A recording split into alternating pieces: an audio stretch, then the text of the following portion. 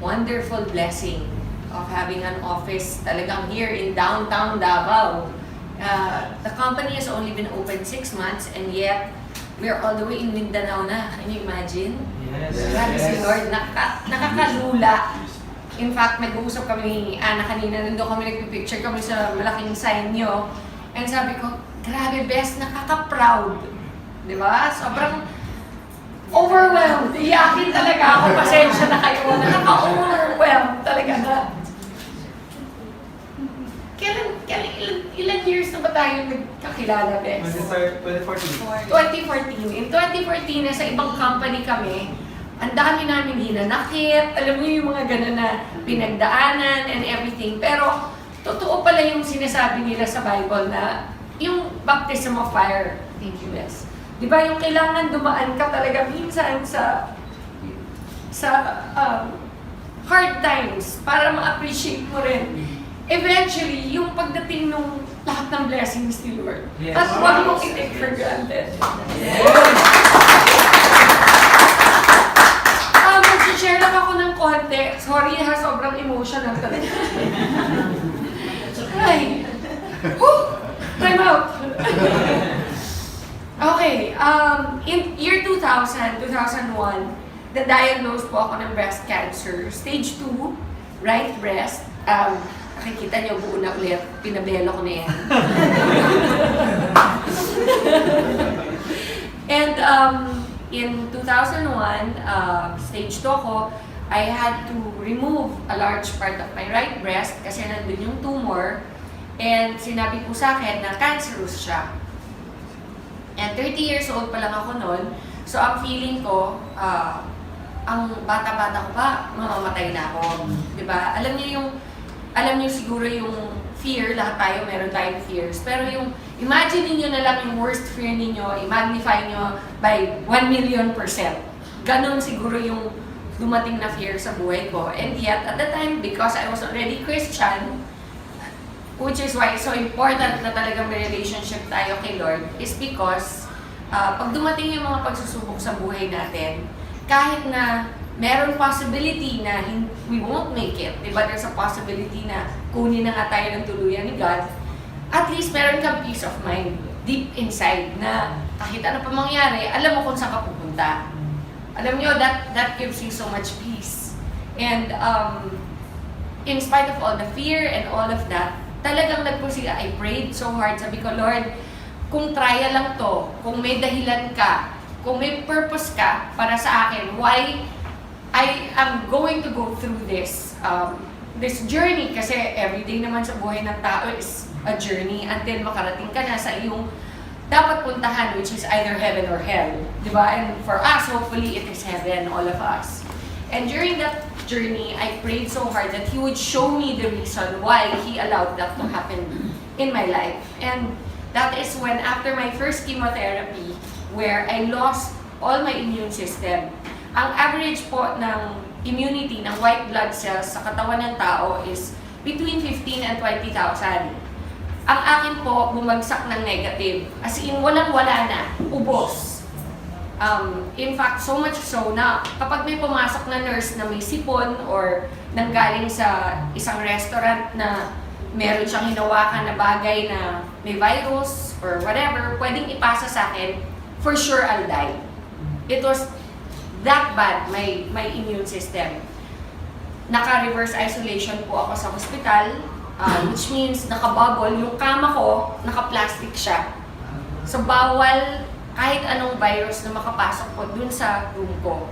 Kasi my health was so detrimental na even somebody na kakatawa man na nagkulangot sa labas at pumasok sa kwarto ko, pwede na akong hawaan ng whatever virus at mamatay ako. It was during that time that I begged my doctor to allow me to have a laptop. Kasi, imagine niyo, kunyari, itong stage na to, naka-cover ng plastic. Okay? At ako'y nasa loob, in a bed. Ano magagawa mo doon? Wala. Sabihin mo, can I borrow a book? The book, they don't know where it came from. So, they don't know kung may nag-handle na may virus. So, bawal. Can I watch TV? You cannot watch TV kasi, alam nga, ipasok nila yung TV sa loob ng bubble mo. So nothing, bawal lahat. Ang pinag-pray ko talaga, Lord, bigyan mo naman ako ng laptop. Kahit ano lang, para meron akong nagagawa sa loob. And they had to buy a brand new sealed laptop and give it to me inside. It was a nurse that came, she was naka-rubber outfit. Alam mo yung mga uniform ng nurse, di ba? Blue. Pero ito, yung nurse ko, naka-blue pa rin siya, pero rubber yung uniform niya. Okay? As in plastic na makapal. Yun ang suot niya. Pinasok niya, naka-seal yung laptop, binuksan ko. Fortunately, may outlet sa loob ng bubble ko. So, nakapag-laptop na ako. And that's where I started to research for myself. What is cancer? How can I help my immune system? Lahat ng kinocomplain ko sa doktor, alam nyo, pag nagkikimo kayo, may 100 problems that come with it. Sabi nila, chemo is supposed to cure your cancer. But they don't tell you that it kills your immunity. Okay? 100%. They don't tell you that one of the major side effects is pounding headaches every day. So, di ba habang nagagamot ka for your cancer, binibigyan ka naman ng ibang mga problema. So, pag nag-complain ako ng masakit ang ulo ko na para akong may migraine, magdadala ulit another gamot. Na yung another gamot naman na yun, nakakasuka. So, the whole day, nagsusuka ka. Okay? Tapos, bibigyan ka naman another medicine to cover naman din pagsusuka. So, ano siya? Parang siyang domino effect. Until I really thought, there has to be a natural way. Kasi puro gamot, puro pharma ang binibigay sa akin. Eventually, ang naisip ko, my God, magsasuffer sobra yung liver ko and my kidneys. Puro gamot ang binibigay. How will I be able to heal even if I overcome cancer? Okay? What about the rest of my body? What about my kidneys and my liver and my heart, which has gone through so much because of the chemotherapy? How am I going to recover from that? That's when I started to do all the research online.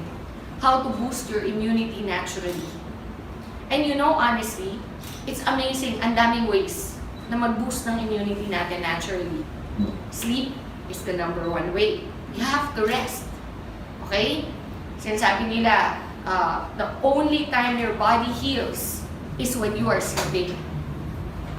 Did you know that? Di ba, iniisip mo, relax, beach, okay yan, di ba? That doesn't matter. You can relax in the beach. That's enjoyment. That's not healing. Healing is sleeping. It is so important. But there are other ways you can help with products like our Barley.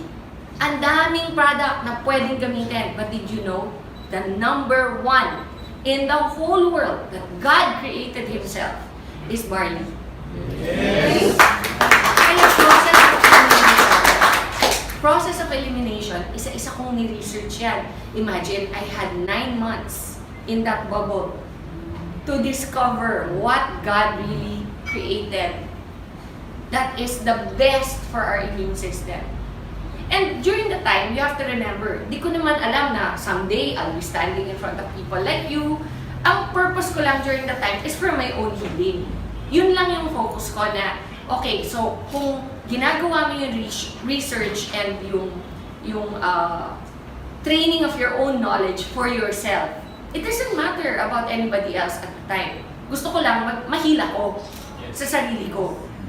Okay, so that's how I focused my research. What will help me? You know, there's a saying, knowledge is power, correct? So, you have to become knowledgeable. You guys, this is now your business. Be knowledgeable. Don't take my word for it. Don't take the word of IAM or ICA or anybody in the company that will speak to you and tell you about the benefits or whatever. Hear us. Listen to us. Pero afterwards, go and do your own research. Kasi knowledge nyo yan. Knowledge nyo yan, and that is your power. And that is what I did. Through my own research and my own readings, I realized, isa-isa, malunggay. Wow, taas ng ano niyan. Healing powers niyan. Okay? Yung ampalaya, taas din ng healing powers niyan. Guyabano, wheatgrass, but above them all is barley. Above them all. It's so amazing kasi yung highest niyan, yan next to barley is wheatgrass. And yet yung wheatgrass is only half as powerful as barley. Half! So everything else is below that. Berries are very high also. Okay, pero the best way to boost your immunity is through barley. And so, since alam ko na kung anong barley, kung ano yung pinaka-best way to boost my immune system, next step, aling barley? Daming klaseng barley from all over the world. Okay, meron India, may China. Actually, barley can be grown in any cold country. May US, okay, everywhere. New Zealand. The best is from Australia. And only one place in Australia grows barley. Why? Because the weather, the soil, the way it is planted and harvested, the way it is treated in the plant, so that the integrity and the purity of the product itself, of the plant itself, is contained 100%. So pagdating po sa packaging natin, everything, until it gets to your table, until you open it and put it in your glass, it is still 100% there, as if it was the day they harvested it itself. That is how amazing our barley is. Now, how does barley affect people? We're not a pharma company. We don't do a million tests. We believe in what God says.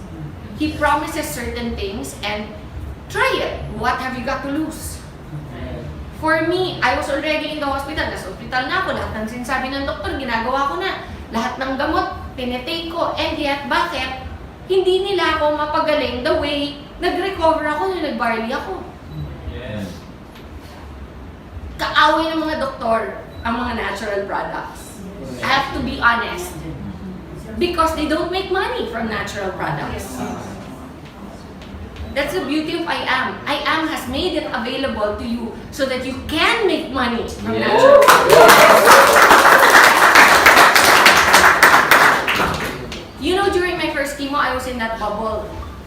I was thinking already things like, pag namatay ako, kamusta kaya yung anak ko? Sino mag-aalaga? All the things that you don't think about when you're 30. And I was already thinking, and accept ko na, okay naman daddy niya eh, kahit hibalay kami. Mapapalaki niyang mabuti yan. Andiyan naman mama ko, my sisters, di ba? Little did I know that God had a plan. That someday, what now? That was 2000. 17 years later, I would be here with you. Yes.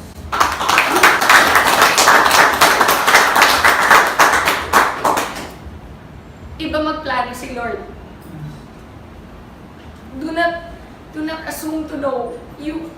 Grabe, for me, kaya ako very emotional kasi it's so real for me. It was a time when I really thought natapos na yung buhay ko. And then, every single time meron ganito na gathering or yung launch ng IAM natin, di ba, yung sobrang grateful ako na, wow God, binigay mo pa rin sa akin itong opportunity na maka-share. Even if the worst thing happened to me in my life na because of that cancer, because of that experience, andito ako ngayon. Nakakatulong sa maraming tao through IAM. Diba? Sobrang nakaka-overwhelm. Alam nyo, after my first chemo, which I was in that isolation for so long, on my second chemo, di na ako na-isolate. Yung immune system ko, which took 21 days to recover from the first chemo. So, kunyari, may ano kayo? Maro, thank you guys. Explain ko lang para naiintindihan nyo. During my first chemo, I ended up in the ICU. Okay? Yan, tama yan ha. Ako to. I'm not very good at drawing. Okay? Nakabubble yan. Ang first chemo, say day 1.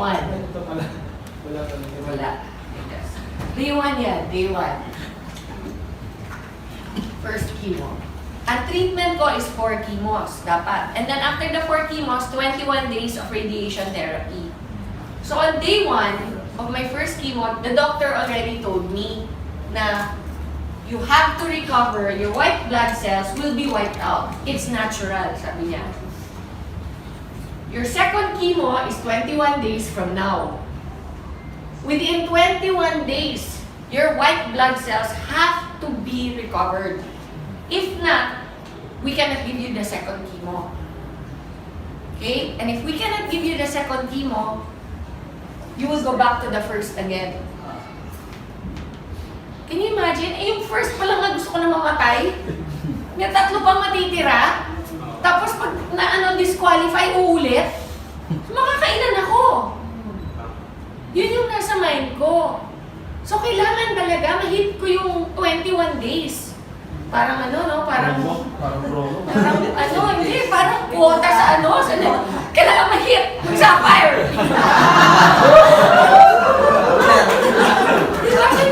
Actually, except that this is for your life. This was for my life. So, I cannot rely lang on what the doctors are saying kasi for me, okay, andyan na lahat ng sinasabi na gagawin ko. Pero, kailangan din tulungan ko sarili ko. Doon pumasok yung research, doon pumasok yung Barley. Nung na-discover ko na, alam nyo, on the 20th day, every day kukunan ka ng dugo. Every day for 21 days. On the 20th day, sinabihan ako, you made it. We can give it to you tomorrow. Imagine, ka-recover ko lang today. Tomorrow, titirahin na naman ako. Alam mo, gusto mo sabihin, pwede time out kahit 1 week lang, please lang, para normal yung feeling ulit. Ang feeling kasi dito, parang ang gulay. Hindi ka makabanyo on your own, kailangan may nag-aalalay sa'yo.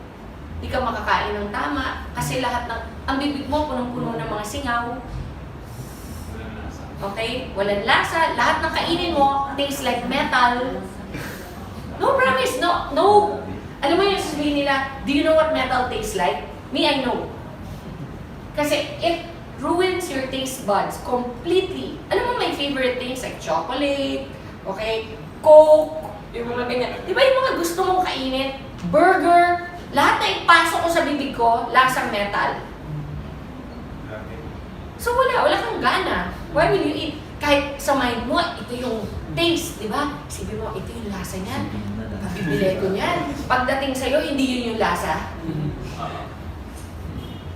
Yun yung side effects ng chemotherapy. So I made it to my second.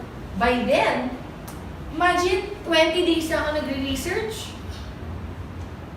By then, sabi ko, by then, husband, I told him, bumili ka ng Barley. I don't care what the doctor say. Itago mo, huwag mong pakikita na pinasok mo dito. So, naipasok. I kept taking it. Alam mo, on my second chemo, it took me 4 days to recover. Wow. 4 days! Kanina sabi ni Pichi, meron daw tao dito na nag-testify na nagtatago na siya. Na meron daw gallstones. Gallstones ba? Yes. Gallstones. And after 3 days of taking the Barley, 4 days. 4 days, what happened? Lumabas. Ganun ka-powerful yung Barley. There are people it takes years. There are some conditions that I had that took years to recover, but it still recovered. Like, because of chemotherapy, one of the side effects is my ovaries shut down. So no more mens. No more period. So my doctor told me I'll never have children again. And I only had one child back then, si Lexi. She was only 6 when I got diagnosed. And when my doctor told me na I'll never have children again, parang feeling ko, okay na rin. At least I have one. But in the back of my mind, I was thinking, what if I get a recurrence in the future? Okay? What if next time I'm not so lucky? What if next time God really wants to take me na? Diba? Sabihin natin, 5 years from now, 10 years from now, bumalik yung cancer, which is very, very much a possibility for any cancer patient. Once may cancer ka na, chances of recurrence are always 50% higher than somebody who's never had cancer. Okay? So, but now I'm on my 16th year. So, out of the woods na ako. Kumbaga, normally, ang recurrence happens within 2 years. Kung hindi ka pa graduate nung 2 years mo, hindi ka pa out of the woods. Pag nakagraduate ka na ng 2 years, your next is 5 years. That's your goal. Pag nakagraduate ka ng 5, 10. Sometimes, even at 12 or 13, nagkaka-recurrence pa. Okay? So you are not out of the woods. For me, it's been 16 years. Wow. Plus, why do I know I am cured? Because my cancer, the one that I had, was called Rh positive. Rh positive is, it feeds on estrogen. Ang nagpapakain sa cancer ko is estrogen sa katawan. Eh di ba nagkaanak ako ulit? After 3 years, 3 years ako umiinom ng barley from day 1. My period came back. Wow. 3 years! So that just goes to show, some things it will fix in 20 days. Some things it will take years. But no matter what, if you're consistent and you drink it regularly, it will be fixed.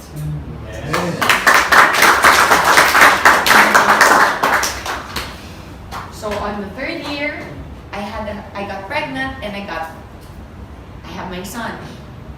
During my pregnancy, all my doctors were going crazy. Nako, that's so dangerous. You have to have a medical abortion immediately. You have to do this, you have to do that. Nako, you cannot. You're a cancer survivor. Do you want to get cancer again? Yun yung sinasabi sa akin. Because nga, when you get pregnant, what goes up in your system? Estrogen. Correct? When estrogen goes up, I'm feeding the cancer. So whatever is dormant, whatever is sleeping in my system will wake up again. And it will be fed. And I will get it again. Yun yung fear. Even my mom, iniiyakan ako. Hindi daw ba sapat na pinadaan ko na sa kanya one time? At uulit pa ako. I'm so selfish. Lahat! I heard it all. You're a selfish person. You're only thinking of yourself. Lahat yan. Sinabi sa akin. But you know, I knew. In my heart, I knew. God will not allow this if there's no purpose. Yes. And you know, now my son is 12. Imagine he's 12. What if I had an abortion? He'd not be here. You know? And he brings everybody so much joy. Not just me, my mom, my daughter. And you know, when I found out I was going to have another child, you know, I knew in my heart it was going to be a boy. Hindi ko pa alam yung sex. Pero in my heart, I knew God promised. He said to me, you're going to have a son. You know, from the day that I knew I was pregnant, alam ko lalaki. And I knew also that, you know, I was reading Malakay. Because I have so many testimonies about tithing. Some other time, regarding tithing. But in a nutshell, when I went to the States and I found out I was pregnant, I had no money. None. But I was always a very faithful tither. Tayo, nagpapayaman, di ba? Like what Pastor said earlier. It all belongs to God. All of it. Pag 10 pesos lang ang pera mo, easy no to give 1 peso. Pag 100 pesos, easy to give 10. Pag 100,000 na, madali pa bang magbigay ng 10,000? Or, pag 1 million na, kaya mo magbigay ng 100,000? Harder, di ba? Why? It's relative. It's the same ratio. Why does it become harder? I remember there was one time I earned 1 million pesos in one TV show. I went to church. Andun si Connie Reyes. Naka-ready na yung check ko ng tithe. Pero, hindi ko mabigay sa church. Sa Victory. Lumapit ako sa kanya, sabi ko, Connie, I made na the check. But parang I can't give it. It's heavy in my heart. Sabi ko, parang ang bigat ibigay. Sabi niya, come on, Ton. Sabi niya gano'n. So, alam mo yung hawak yung, ito yung cheque, ito. Here, Con. Baka mo. Ginaganyan na lang. Ipaganyanan ako sa kanya. Promise. Alam mo, she reminded me, sabi niya, you cannot outgive God. Yes. When I got sick and I had no money to pay for anything, I was in America. I blindly applied. Blindly. I'm not entitled. I'm not an American citizen. I blindly applied for medical aid. And I got approved. My entire treatment was free. Woo! And you know what? I remembered that moment that I gave that check to Connie. Yung bigat ng pag-release nung alam mo yung envelope natin, sabi ko, hirap talaga, hirap i-release yun. Pero I'm so grateful that I did because at the time when I needed help, God was there. I calculated how much it would cost. 5 million to 3. What I got in pesos, $100,000 is what it would have cost. Back then, it was 5 million. Ngayon siguro, doble na yan. But I didn't pay for anything. Even my yung maintenance ko every day, yung tawag nila ng tamoxifen.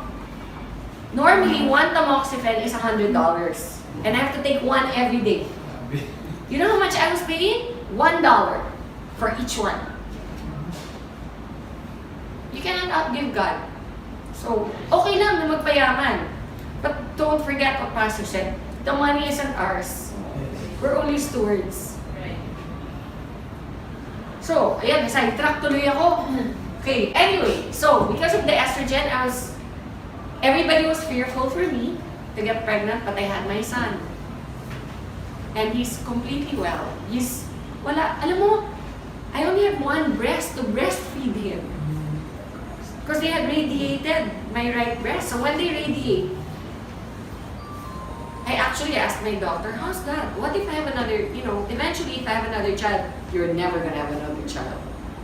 Alam mo when somebody speaks into your life like that, how hard it is to receive and accept. But what if? No, you will never. No, but I'm just saying hypothetically, if. Don't do that to yourself. It's never going to happen. Ang kulit talaga. Alam mo yung ganun ang demonyo eh. Ganun ang demonyo. Promise, they steal and they lie. They steal your joy. And you don't let them. And even though he probably was an atheist, I looked him straight in the eye and I said, I rebuke that in the name of Jesus. I will have another child. And when eventually I got pregnant, 3 years after, I was already here. I was so excited, I called him. My oncologist in the States, I called him. Hirap pa get through. That oncologists in America are one of the richest. Because people get cancer all the time. So they always have patients. It's a business. Normally, they don't even know you. They don't remember your name sa dami. Pero ako, natandaan niya. Kasi number 1, I'm not from there. I'm from the Philippines. Number 2, maganda ako eh. What can I say? Diba? I must have made an impression. Diba? Number 3, which is probably most likely the reason why he remembered me, I was his youngest patient. Okay. I was only 30. Most of his patients are 60, in their 50s, ganyan. Siyempre, siguro, tuwing ako yung papasok sa office niya, happy siya. hindi masyonda yung pumasok, di ba? Hindi Jurassic. So, nagkaroon kami ng banter nung aking doktor. And I called him. When I called, I got his secretary, and the secretary said, "Oh, who is this, please?" Sabi ko, "This is Maritoni from the Philippines." "Oh, one moment, please." Ang bilis, sumagot yung doktor ko. Sabi ko, "Hi, Dr. Cooley, do you remember me?" Sabi niya, "How can I forget my beautiful patient?" Sabi niya, "What is something wrong? Are you having a recurrence?" Kasi normally, tatawag ka lang muna sa doktor mo kapag nagkaroon ka ng problema ulit, di ba? Sabi ko, "Oh, no, I'm perfectly fine, thank you very much. But I just wanted to call you because I remember how you told me I would never have a child again. And I just wanted to share the good news with you that I'm going to have another child." Those were my words, "I'm going to have another child." There's silence on the phone, no? And then he goes, "Well, you know what? I'm really glad you decided to adopt." Ganon siya ka-certain that I would never be pregnant again. So I said, no, Dr. Cooley, you don't seem to understand. I'm pregnant. Again, silence. Tagal. "Are you there? Are you still there, Doc?" Sabi niya, no, that's not possible. Sabi niya sa akin. Sabi ko, "No, Doc, I'm pregnant. And I'm gonna have a son." Kasi by that time, alam ko na, no, I was already mga 4 months pregnant. And he said, "Oh, no, wait, what did you do?" Sabi, "What did I do? Oh, I had sex."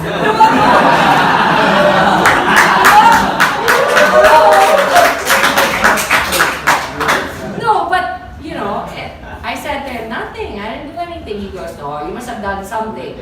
So, siguro kala niya medical procedure or something. So I said, "No, I've been taking a supplement for a while, and it's called Barley." And ako yung nag-educate sa kanya about what I had done this whole time, from day one. Sabi niya, "Oh, you're a sneaky one." Sabi ko, "But it worked." And sabi niya, "Oh, well, I'm very happy for you." You know, and in as much as we are not allowed to recommend those things, being doctors, we do not stop our patients if they want to. Sabi niya. So, imagine, that's my oncologist na. He's the one that told me I'll never have a child again. He's the one that told me that, you know, if I get pregnant, for sure I'll have a recurrence. And yet, here I am. My child is 12 years old. I'm 100% in good shape. I would like to say I'm in more than good shape. Yes!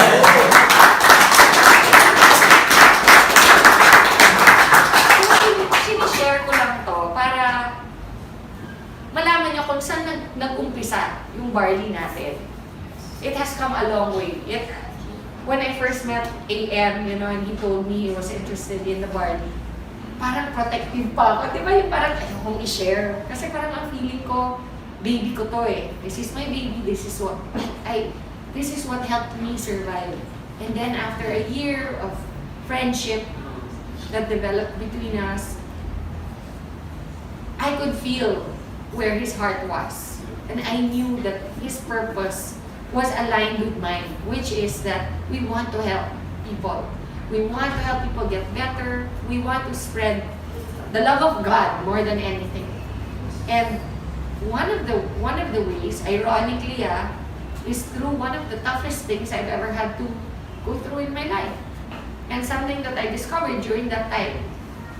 So, you know, it is an honor and a blessing to be able to provide the barley that helped me to IAM Worldwide.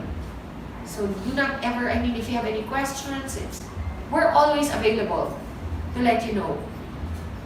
You know, I always encourage also members. Kasi minsan yung mga nagpa-private messages sa mga social media accounts ko. Simple things like, pwede ba ang barley sa diabetic? You can Google that. I am not your only source of information. Tama lang. Okay? It is in the internet. That's why I am proud to tell you, grabe ang galing ng barley natin. Kasi hindi lang po sa akin dapat manggaling yung believe din nyo. Ako lang po ay testimony. This thing that you see in front of you is the reason why I'm living proof that it works. Okay? But go and do your own research. Find out. Maybe, mas may alam pa kayo eventually kaysa sa akin about what barley can do. Yes. Diba? You know, I've had people take barley come up to me and say, "Hoy, alam nyo, yung anak ko, congenital ang heart disease niya, ganyan-ganyan." And then, we just kept giving barley and eventually it healed. I didn't know that barley could do that. Kasi I'm not naman a doctor or a nutritionist.